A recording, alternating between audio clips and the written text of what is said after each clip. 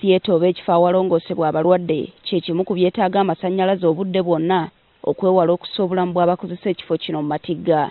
Tukitegeddeko nti ekitongole ky'amasannyalaze kyakeegeza enfunda 3 okuggyako eddwaliro lino amasannyalaze olw'ebbanja lya bukadde 27 eryetuumye okumala emyaka 4.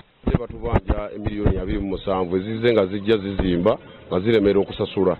N'olw'ensonga eyo twakatuula abakulu abo bemulabi bakajja emirundi 3 nga baagala okusalako amasannyalaze. Abakulira eddwaliro lino bagaanye okulabikira ku kamera zaffe okubaako bye bannyonnyola, wabula mmeeya w'Eruwero Paul Mukungu atubulidde nti ensimbi obukadde 11 eddwaliro ze lifuna buli mwaka gwa byansimbi tezimala kukola ku bizibu byonna basasuleko n'amasannyalaze. Kubanga bagenda batuwadde ennaku 2 okuba tusasudde tugenda zijjawo kitegeeza bagenda gasalako n'ekyo olw'okuba batu bafe obujjanjabi mu kasana minisitule ya health ejje tuyambe.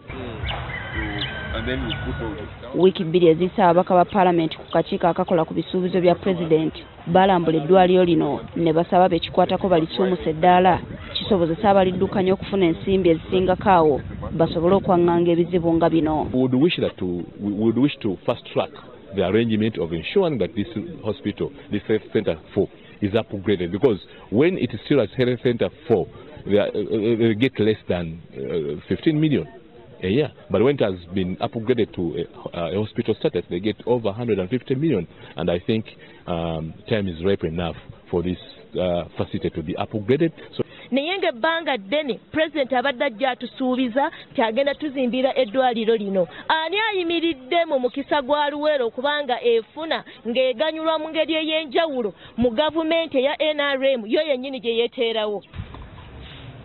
Carlton Scovia Nakamya, NTV.